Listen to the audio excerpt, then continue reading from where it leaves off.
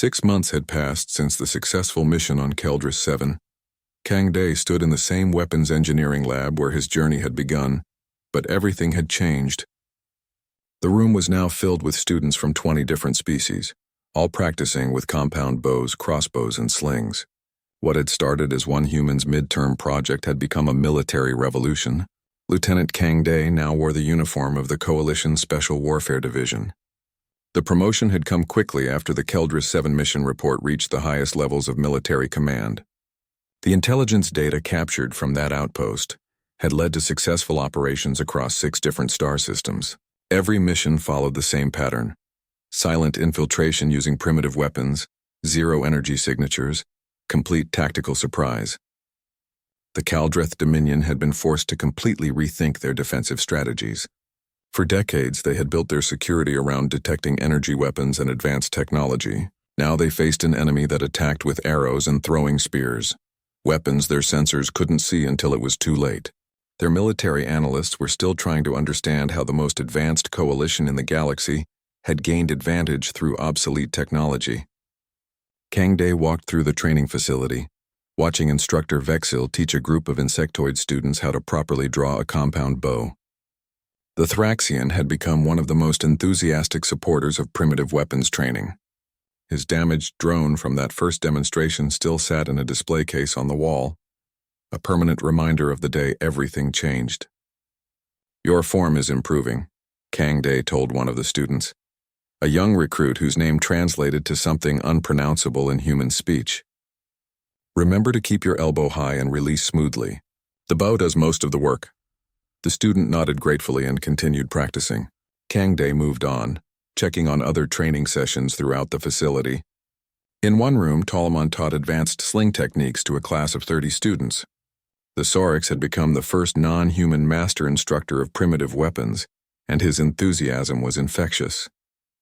"The key is rhythm," Tolomon was explaining, demonstrating the whirling motion. "Build speed gradually, feel the weight, then release at the perfect moment. It's not about strength, it's about timing and technique." Kang Day smiled, watching his former rival turned close friend. Tolomon had proven that these weapons weren't just for humans. Any species could learn to use them effectively with proper training. Some species, like the Sorix with their flexible spines, could generate even more power than humans with certain throwing weapons. In another section of the facility, Dr. Yuna worked with a team of engineers developing new variations of primitive weapons adapted for different alien physiologies.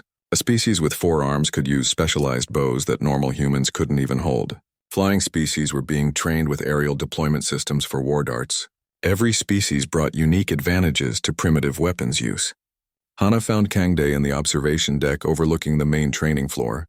She had been promoted to captain, after her intelligence reports on human innovation helped shape new military doctrines. Their relationship had evolved from professional to personal over the past months. She handed him a datapad with the latest operation reports. "Another successful mission," she said. "Special Operations Team 7 used crossbows and blowguns to infiltrate a Kaldreth command ship. They disabled the ship's bridge crew and captured the vessel intact. 0 casualties on our side." Kang Day reviewed the report.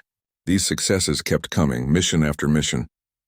The Kaldreth were losing ground across multiple fronts, not because they lacked advanced weapons, but because their entire defensive strategy had become obsolete against an enemy using primitive technology. "The Strategic Council is meeting today," Hana continued. "They're discussing the Kaldreth peace proposal. Their ambassador admitted in preliminary talks that they never anticipated the coalition would adapt primitive weapons. They prepared for plasma and railguns. They never prepared for arrows in the dark. Will there be peace?" Kang Day asked. "Probably. The Kaldreth have lost too many strategic positions. They're requesting negotiations from a position of weakness. Your slingshot might have ended a 6-year war." Kang Day looked out at the training floor where hundreds of students practiced with weapons that humanity had invented thousands of years ago. It still felt surreal sometimes. He had just wanted to pass his midterm assignment. Instead, he had changed how an entire galactic coalition thought about warfare. Commander Hyuk, now Colonel Hyuk, entered the observation deck.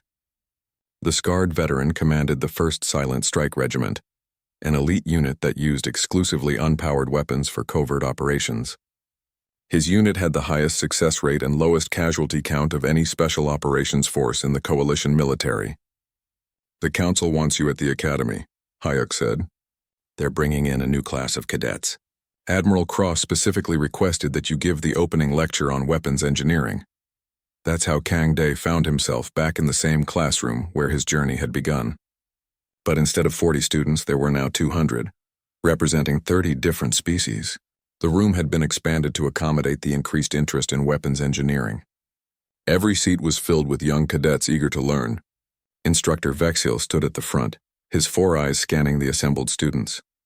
"Today we have a special guest instructor, Lieutenant Kang Day of the Coalition Special Warfare Division. Many of you have heard stories about what happened in this very classroom 6 months ago. Today, you'll hear the truth directly from the person who changed modern warfare." Kang Day walked to the front of the class. He carried his original slingshot, the simple weapon that had started everything. He placed it on the demonstration table where everyone could see it. In the display case on the wall behind him, Instructor Vexil's damaged drone sat as a permanent reminder. "My name is Kang Day," he began, his voice steady. "6 months ago, I sat where you're sitting now. I received the same midterm assignment you're about to receive. Design and build a ranged weapon using only basic materials. No advanced power sources. No complex electronics. Just your creativity and understanding of physics." He picked up the slingshot. "Some of you are already thinking about what you'll design. Some of you are planning elaborate weapons with multiple features. Some of you think this assignment is too simple to be challenging. I thought the same thing. I was wrong." A young human cadet raised her hand. Her name was Mira, newly arrived from Earth.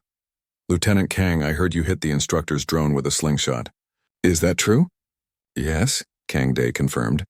"I built this weapon and successfully hit a moving target that more advanced weapons couldn't track. But that's not the important part of the story." He walked across the front of the classroom, making eye contact with students of various species. "The important part is why I chose a slingshot in the first place. I could have designed something more complicated. I could have tried to impress everyone with elaborate engineering. Instead, I built something simple that actually worked." Kang Day held up the slingshot.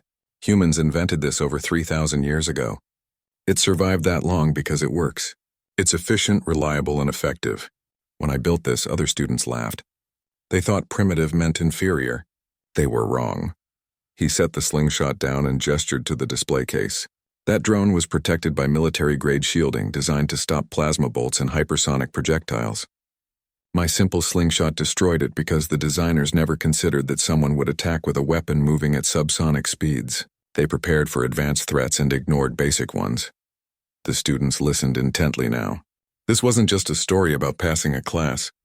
This was about how warfare across the entire galaxy had been forced to change. "Over the past 6 months, I've learned something important," Kang Day continued. "The best solution is not always the most complex one. Sometimes the answer to tomorrow's problems can be found in yesterday's wisdom. The Keldrith Dominion had the most advanced sensor networks in the galaxy.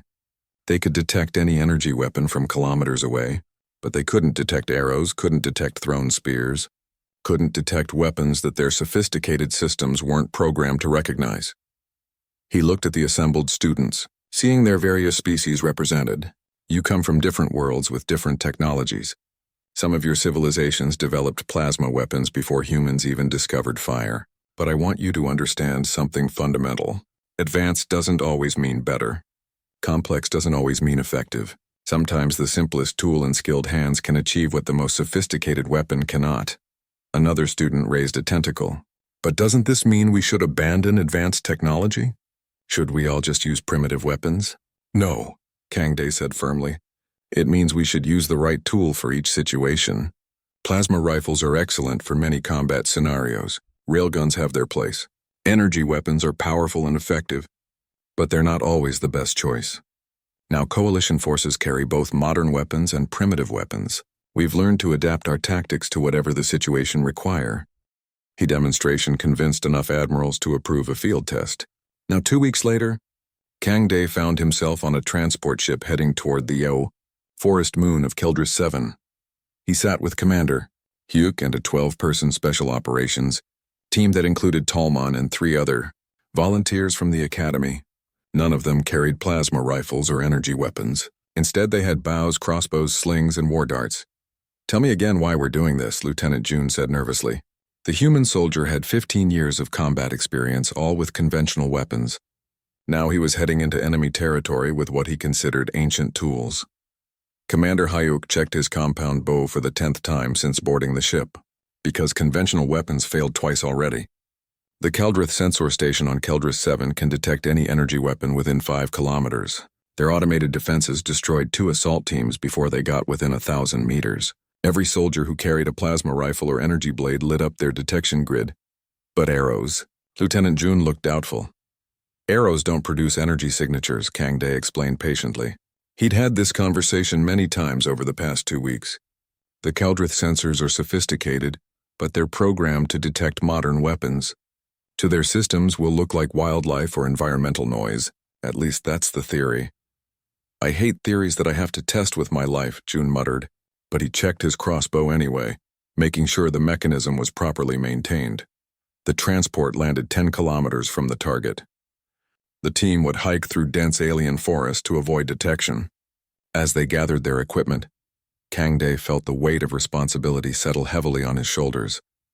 If this mission failed, people would die.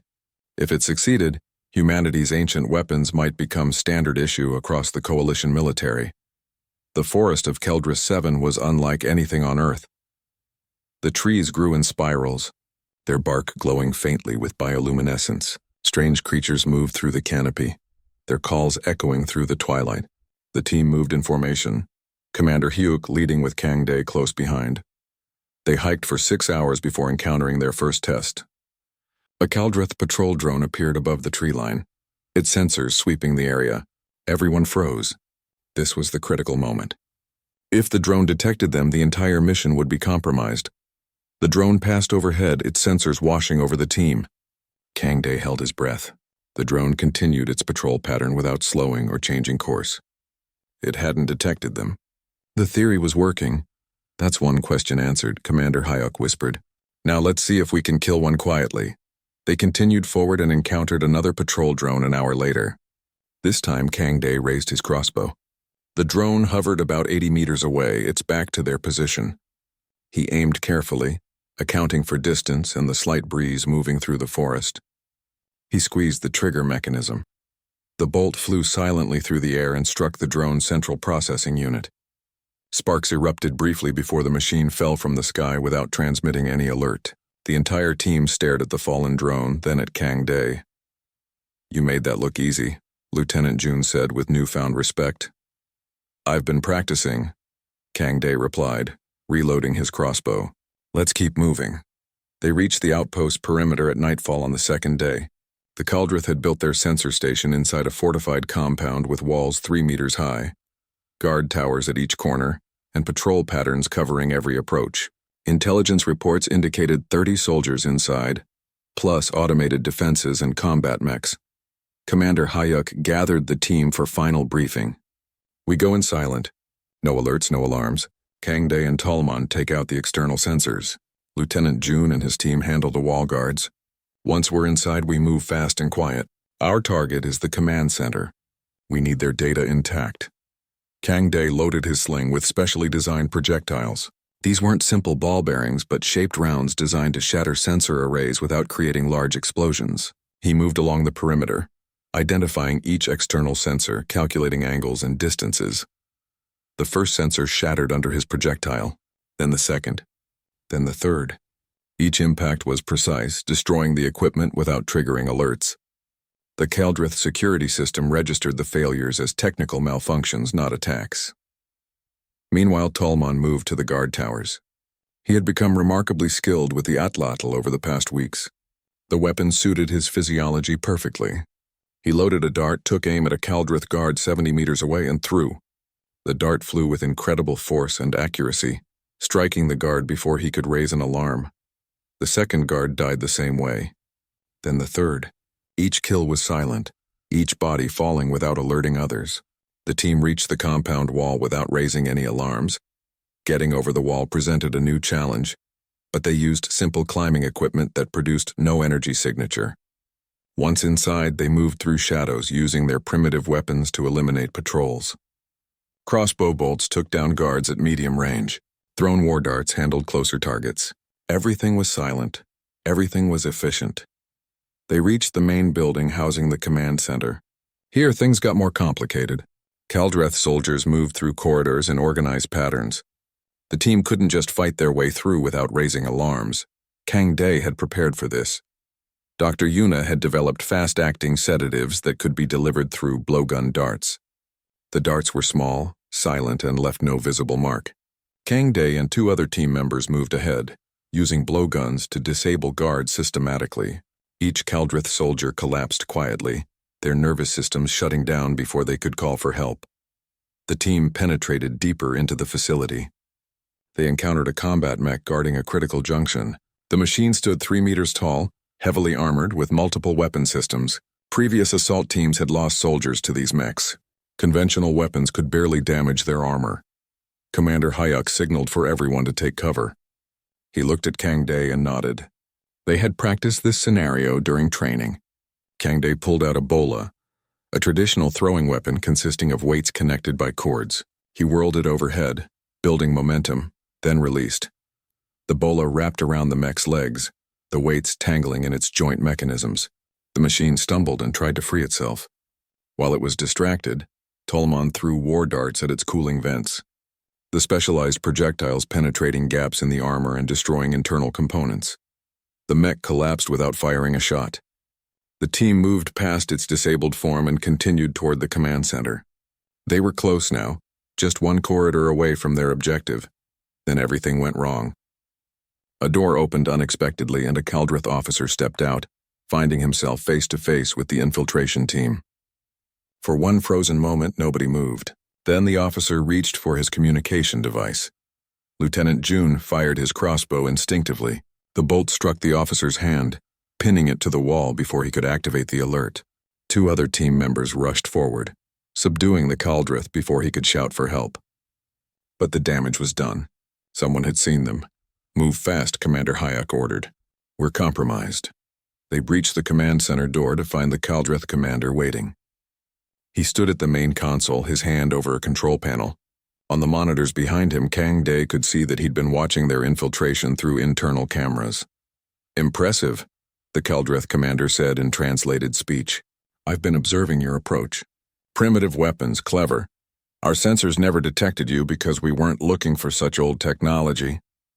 His hand moved closer to the control panel. "But it doesn't matter now. I've activated the facility's self-destruct sequence.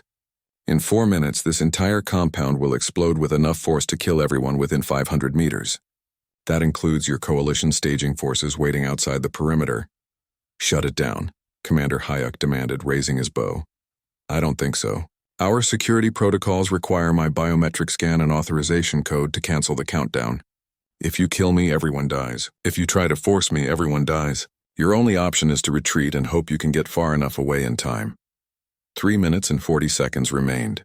The team could run, but they'd be abandoning the mission and leaving hundreds of coalition soldiers in danger from the explosion. They could kill the commander, but that would prevent any chance of stopping the self-destruct.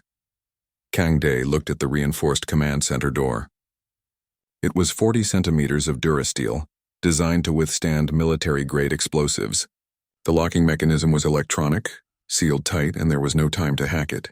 He looked at the commander, at the countdown timer, at his team's expectant faces. Then he remembered something from Earth's history.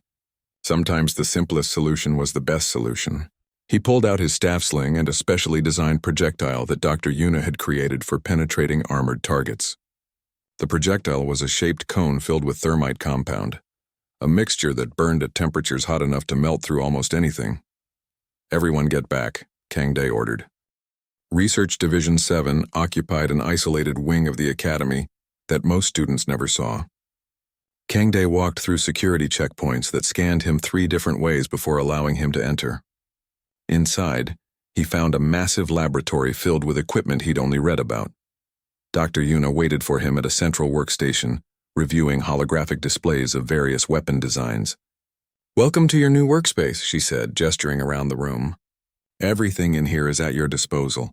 Fabrication machines, testing ranges, material synthesizers, and analysis equipment." Admiral Cross wasn't joking about unlimited resources. Kang Dae set down his slingshot on the workstation. Where do I start? At the beginning, Commander Hyuk said, entering from a side door. The Special Operations Officer carried a large case that he set on a nearby table. I contacted Earth and had them send historical weapons and documentation. We need to understand what worked for humans before we start adapting these designs for modern combat. Over the next week, Kang Dae studied everything. He examined ancient bows from various Earth cultures, comparing their designs and understanding why each civilization developed slightly different solutions to the same problem. He practiced with crossbows, feeling how mechanical advantage allowed even untrained users to fire powerful bolts accurately. He learned about atlatls, the ancient spear-throwing tools that had helped humans hunt massive animals thousands of years ago. Dr. Yuna helped him understand the physics behind each weapon. They calculated kinetic energy transfer, projectile trajectories, and impact force. She was amazed at how efficient these simple machines were compared to modern weapons that wasted energy through heat dissipation and electromagnetic generation. A compound bow stores energy mechanically, she explained while examining one of the test models. When you draw it back, the pulleys and cams multiply your force. You might only pull with 30 kilograms of force, but the bow releases with 90 kilograms of force. And it does this without any power source, without any energy signature. It's brilliant. Kang Dae began designing and building. He used modern materials to create stronger, lighter versions of ancient weapons. Carbon fiber replaced wood for bow limbs, making them more durable and powerful. Titanium alloy replaced iron for arrowheads and bolt tips, giving them armor-penetrating capability. High-tension synthetic fibers replaced natural cord for crossbow strings, increasing draw weight and velocity. Each weapon was tested extensively in the division's private firing range. Kang Dae spent hours shooting arrows, firing crossbow bolts, and throwing atlatl spears. His body ached from the constant practice, but his accuracy improved daily. Hana visited when she could, bringing him meals and making sure he didn't work himself to exhaustion.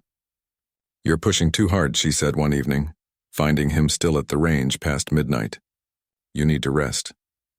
3 months isn't much time, Kang Dae replied, loading another arrow. "I need to perfect these designs and learn to use them well enough to teach others. If I can't demonstrate proficiency, no one will trust the weapons."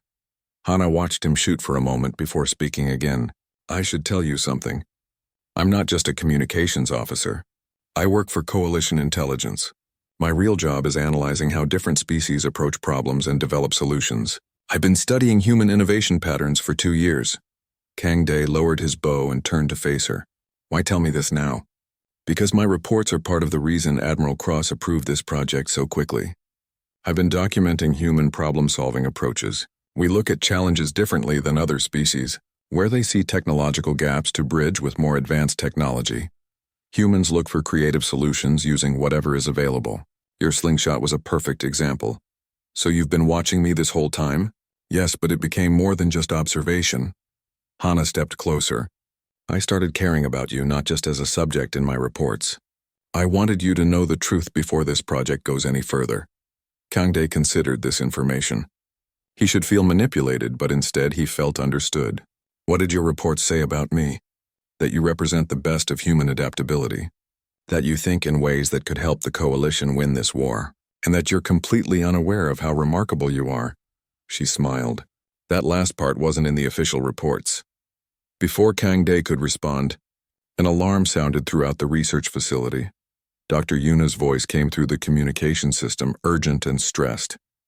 "Kang Dae, Commander Hyuk, get to the main lab immediately. We have a problem." They ran through the corridors and found Dr. Yuna at her workstation, surrounded by holographic displays showing classified documents. Commander Hyuk stood beside her, his expression grim. Several other research staff members were securing equipment and data storage devices. "We've got a leak," Commander Hyuk said bluntly. "Someone in the Coalition's upper command has been sharing information about this project. Our intelligence network intercepted communication suggesting the Kaldrith know about the primitive weapons research." "How much do they know?" Kang Dae asked. "Enough to be curious," Dr. Yuna replied. "They don't understand why we're developing old weapons, but they know something unusual is happening. Their spy networks are actively trying to learn more." "Does this shut down the project?" Kang Dae felt a surge of disappointment. They were making such good progress. "No. Admiral Cross said, entering the lab with 4 armed guards. The Admiral's presence meant this situation was even more serious than Kang Day realized. But it accelerates our timeline. The Council of Admirals has scheduled a demonstration in 1 week. You'll present your arsenal to representatives from 20 different species. If they're convinced, we move forward with field testing immediately. If they're not convinced, the project ends and we've potentially exposed a strategic advantage for nothing. 1 week. Kang Day had planned to spend 3 months perfecting his designs. Now he had 7 days to prove that ancient human weapons could change modern warfare. The weight of that responsibility felt crushing. "What do you need from us?" Commander Hugh asked the Admiral.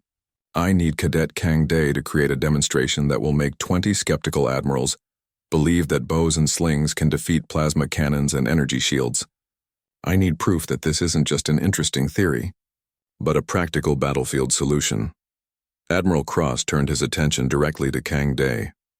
"Most of the Council thinks this is a waste of resources. They believe I'm chasing nostalgia instead of practical solutions. They think primitive weapons are called primitive for a reason. You need to change their minds." After the Admiral left, Kang Day stood in the silent lab, surrounded by the weapons he'd built. Compound bows, crossbows, atlatls, war darts, bolas, and improved versions of his original slingshot. Each one was functional, but he'd planned to spend weeks refining them further. Now he had to prove they worked against the galaxy's most advanced defenses, with only 7 days of preparation. "I need help," he said quietly. "I can't demonstrate all of these weapons alone. I need other people who can learn to use them." "I'll help," Hana said immediately. "So will I." Tolmon's voice came from the lab entrance. The Sarek student stood there with 3 other classmates from the weapons engineering course. "We heard about the demonstration. Word spreads quickly in the academy. We want to learn." Kang Day looked at them in surprise. Tolmon, who had mocked his slingshot, was now offering to help. The other students, representing 3 different species, nodded their agreement. They wanted to be part of this project. "Can you teach us in 1 week?" Tolmon asked. Kang Day picked up a compound bow and handed it to the Sareks. "We'll find out. Training starts now." For the next 7 days, Kang Day barely slept. He worked with each volunteer, teaching them the fundamentals of using weapons that required physical skill instead of just pressing a trigger. Hana proved naturally talented with the crossbow, her steady hands and careful aim producing consistent accuracy.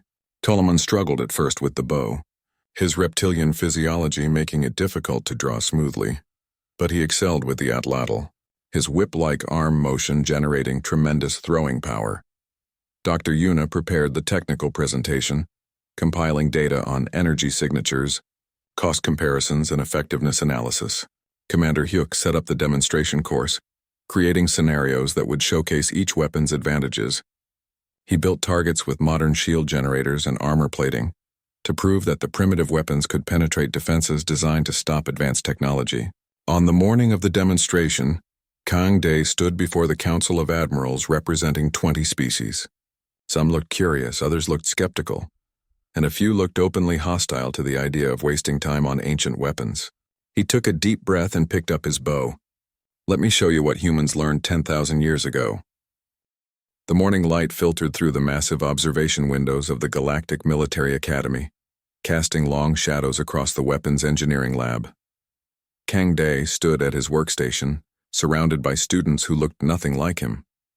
Some had scales, others had multiple arms, and a few had faces he couldn't even describe properly. He was the only human in a class of 40 students from 12 different alien species.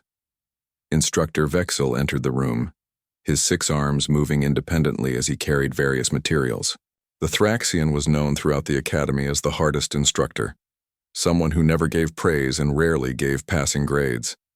His 4 eyes scanned the room before he spoke in his clicking, translated voice. "Today you receive your midterm assignment. You will design and build a ranged weapon, but there are rules." He paused, letting his words sink in. "No plasma generators, no railgun components, no graviton emitters, no advanced power sources. You will use only what you find in this lab: basic metals, polymers, elastics, and simple propellants. You have 3 weeks. The demonstration will test accuracy, range, and your ability to hit a moving target." The students immediately began talking among themselves, forming groups and discussing ideas. Kang Day remained quiet, his mind already working on a solution. He walked to the materials storage area and began examining what was available. Tolman, a reptilian Sauric student, slithered over to Kang Day's workstation later that afternoon. His scales rippled with amusement as he looked at the simple sketch on Kang Day's datapad. The human had drawn something that looked like a Y shape with elastic bands. "What is that supposed to be?" Tolman hissed, his forked tongue flickering. "It looks like something a child would play with." Other students gathered around, curious about what the human was designing. They had all created elaborate plans. Some designed compressed air launchers with multiple barrels. Others sketched rocket-propelled dart systems. A few worked on chemically powered projectile guns with complex firing mechanisms. Kang Day smiled but said nothing. He simply continued gathering his materials. He selected a Y-shaped piece of reinforced polymer for the frame, high-tension elastic, cords that were normally used for equipment securing, and a small patch of synthetic leather. The other students laughed and returned to their complex designs, certain that the human would fail.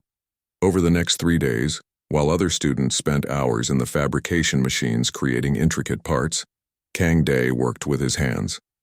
He shaped the polymer frame until it fit perfectly in his grip. He attached the elastic cords with precise measurements, testing the tension repeatedly. He crafted the leather patch that would hold the projectile, making sure it was centered and smooth. By the end of the first week, he was finished. His slingshot looked simple, almost too simple. Other students were still assembling their weapons, dealing with parts that didn't fit correctly or mechanisms that jammed.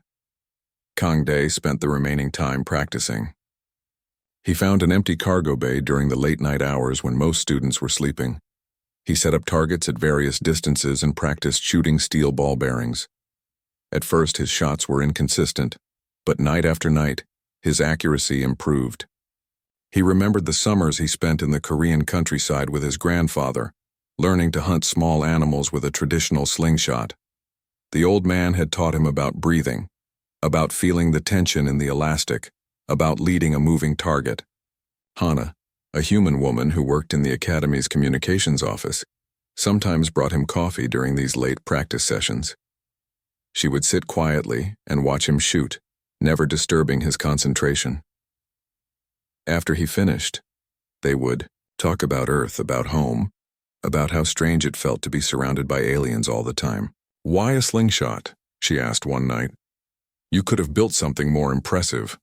Kang Day loaded another ball bearing and pulled back the elastic.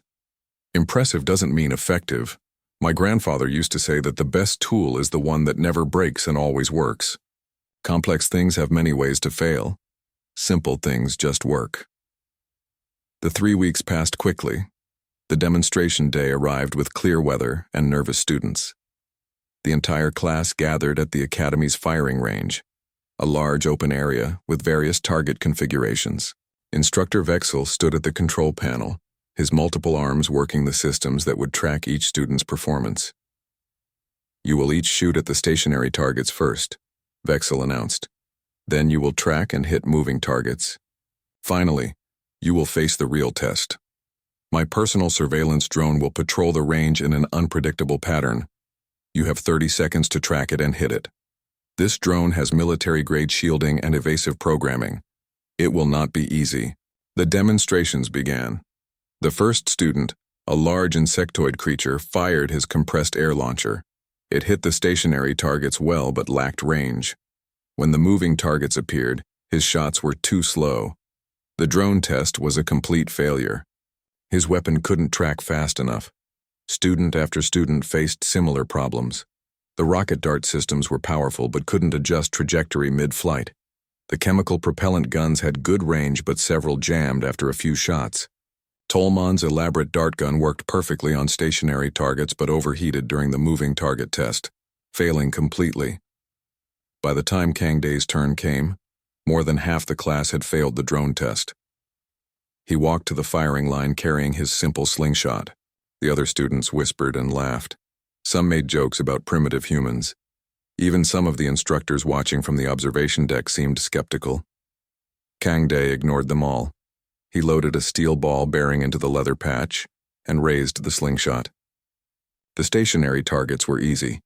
Each shot hit center mass. The moving targets required more focus, but his practice paid off. He led each target slightly, compensating for their movement. Every shot connected. Then came the drone test. Instructor.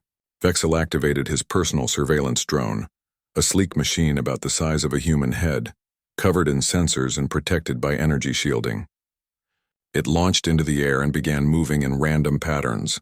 Left, right, up, down, never staying in one place for more than a second. Kang Dae watched it move, his breathing slow and steady. He loaded the ball bearing and raised the slingshot. The drone zipped left, then suddenly accelerated upward. Kang Dae's eyes tracked it smoothly. He pulled back the elastic, feeling the tension build in his arms. He remembered his grandfather's words. Don't aim where it is, aim where it will be. Kang Dae calculated the drone's acceleration pattern in his mind. He adjusted for the slight breeze coming through the range's ventilation system. He led the target by 2 meters, accounting for the time the projectile would take to travel the distance. He released. The steel ball bearing streaked through the air with a sharp crack. It moved almost too fast to see. The drone was still climbing when the projectile struck its central sensor array with devastating force. Sparks exploded from the impact point.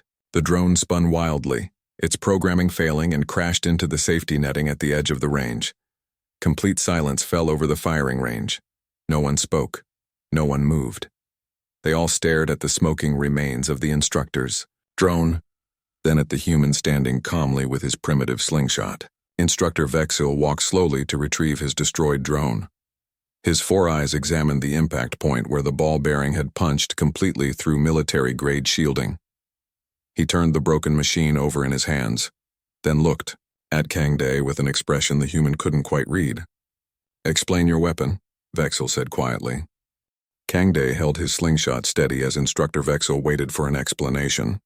The other students crowded closer, wanting to hear how a primitive weapon had destroyed a military drone that some of their advanced designs couldn't even track properly.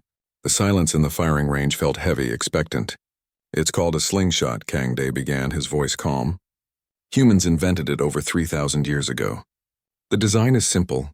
This Y-shaped frame holds 2 elastic cords that store potential energy when stretched. When released, that energy transfers to the projectile, launching it at high velocity.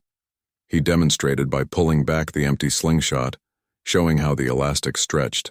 The advantage is efficiency. Almost all the energy I put into pulling back these cords goes directly into moving the projectile forward. There's no complex mechanism to absorb energy, no moving parts that create friction, just direct transfer of force. Vexil examined the slingshot more closely with 2 of his hands while his other hand still held the broken drone. But this is so simple. How did it penetrate shielding that stopped Tolmon's explosive darts? Because the shielding wasn't designed to stop it, Kang Dae explained. Modern shields are programmed to detect and deflect high-energy plasma, hypersonic bullets, and explosive projectiles. They look for specific energy signatures and velocities. My steel ball bearing travels much slower than a railgun bullet.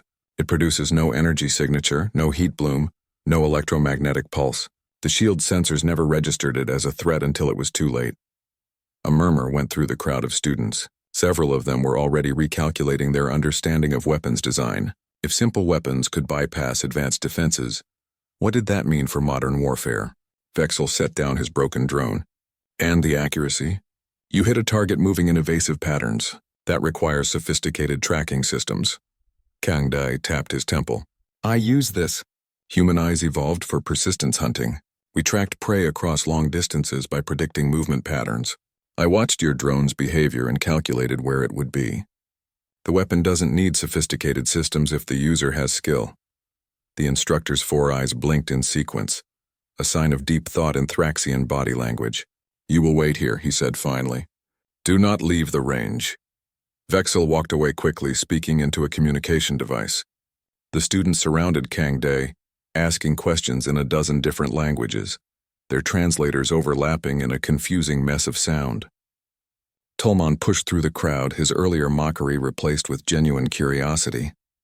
How long did you practice? The Sorix asked. Every night for 2 weeks, Kang Dae replied. Simple weapons require more skill to use effectively. A plasma rifle can hit a target even if your aim is slightly off, because the energy bolt has a wide impact area. This requires precision. Hana appeared at the edge of the firing range, looking worried. She had heard about the demonstration's outcome through the Academy's communication networks. She caught Kang Dae's eye and he gave her a small reassuring nod. Whatever happened next, he had done his best. 20 minutes later, Instructor Vexel returned with 3 other figures. One was Admiral Cross, a towering insectoid Valkyrie whose chitin armor gleamed under the range lights. The Admiral commanded the Coalition's military research division. Beside him walked Dr. Yuna, one of the few human scientists working at the Academy, and Commander Hyuk, a human special operations officer whose reputation was legendary even among the alien military forces. The students quickly moved aside as the high-ranking officers approached.